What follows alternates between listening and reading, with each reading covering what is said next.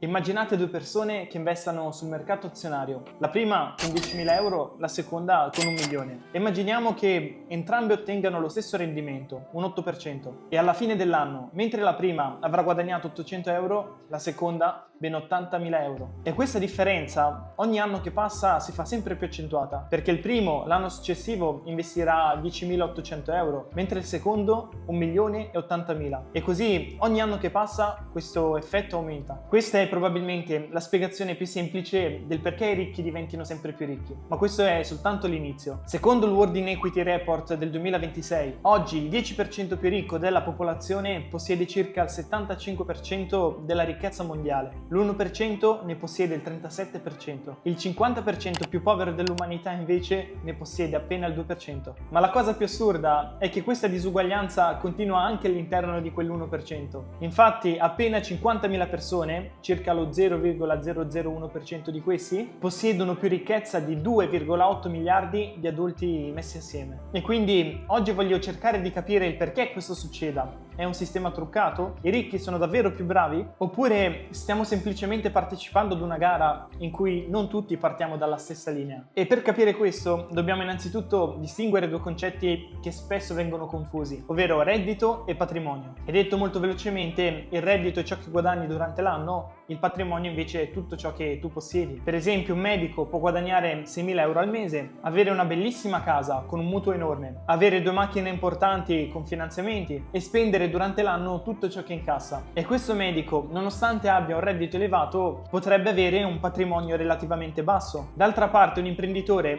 può riconoscersi uno stipendio molto più basso, giusto quello che gli serve per coprire le sue spese, però possedere quote aziendali, immobili, investimenti, ed anche se il suo reddito visibile è molto basso, alla fine stiamo parlando di due livelli completamente diversi di ricchezza. E questo senza nemmeno citare della differenza dei modi in cui viene generato questo reddito. Infatti un medico, se non va a lavorare in ospedale, lo cacciano via, non guadagna più niente. D'altra parte, gli asset dell'imprenditore possono continuare a generare profitti anche senza la sua presenza. E con questo non voglio dire che gli imprenditori non lavorano, anzi, molto spesso lavorano il doppio di un normale dipendente. Però il suo risultato economico non ha una dipendenza diretta con il numero di ore che lui lavora. Ed è qui che nasce la prima differenza che rende i ricchi sempre più ricchi. Chi ha già un capitale può comprare azioni o finanziare i nuovi progetti. E quando questi asset cominceranno a produrre dei rendimenti, questi rendimenti potrebbe sì intascarseli, ma molto spesso vengono reinvestiti, andando a generare ulteriori rendimenti. È un po' come la famosa palla di neve che man mano che cresce riesce a inglobare sempre più neve. E di base questa macchina per generare soldi è accessibile a tutti in un mondo capitalista. Ma il problema è che per far partire questa macchina bisogna prima creare un delta, una differenza tra ciò che guadagni e ciò che spendi. E per milioni di italiani questa differenza semplicemente è impossibile da creare. E infatti per un italiano medio che lavora come dipendente e guadagna tra i 1.400 e i 1.800 euro al mese, tra affitto, bollette e spesa, alla fine gli rimangono poco o nulla. Ed anche se riuscisse a mettere da parte qualcosina e facesse partire una piccola palla di neve, al primo imprevisto tutti questi sforzi verrebbero poi cancellati. Comunque, se vi interessano dei lavori facilmente accessibili a chiunque e in cui si guadagna relativamente bene, ne parlo in questo video. Ed è proprio questo il meccanismo che rende più difficile la scalata sociale. Infatti, un reddito basso significa nessun investimento, pochissimi risparmi, e al primo imprevisto bisogna ricorrere a un debito, che significherà interessi da pagare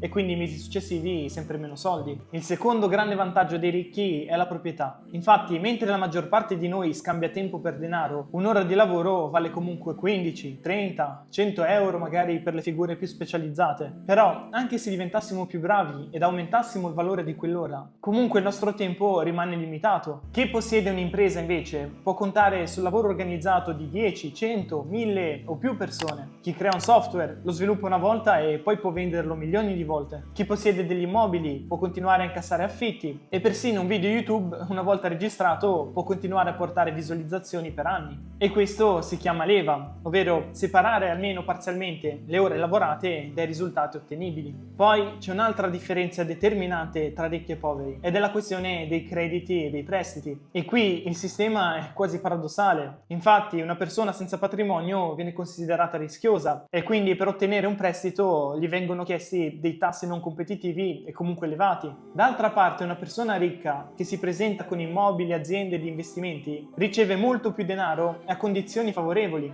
e in pratica il denaro costa meno a chi ne ha meno bisogno. E quindi il ricco, per diventare ancora più ricco, non parte unicamente dai suoi possedimenti, ma può contare anche sui soldi di banche e sui soldi di altri. E lo stesso vale anche per le competenze e le relazioni. Infatti, chi cresce in una famiglia benestante non eredita soltanto denaro, ma eredita un linguaggio, dei modi di fare, spesso accesso a un'istruzione migliore, ad informazioni privilegiate e soprattutto gli viene data la possibilità di sbagliare. E quindi, mentre un ragazzo da famiglia benestante può provare 2, 3, 4, 5 progetti prima che gli parta quel progetto che funziona, un ragazzo con genitori economicamente fragili potrebbe essere costretto ad accettare immediatamente un lavoro stabile per poter contribuire con le spese di casa. E quindi è proprio qui che sta il segreto più grande. La più grande eredità dei ricchi non è necessariamente il denaro, ma piuttosto la possibilità di sbagliare senza rischiare di essere distrutti. Poi chiaramente arriva anche il trasferimento di patrimonio, quindi case, investimenti ed aziende che passano alla generazione successiva senza che questa debba ripartire da zero. E quindi troveremo delle famiglie che inizieranno ogni generazione con capitale e delle fondamenta, mentre altre famiglie che ad ogni generazione devono ricominciare dall'inizio. E poi arriva l'infamata più grande. Un altro acceleratore importante è l'aumento del prezzo degli asset. E quindi quando il valore di azioni e di immobili crescono più velocemente degli stipendi, chi li possiede vedrà aumentare il valore del proprio patrimonio,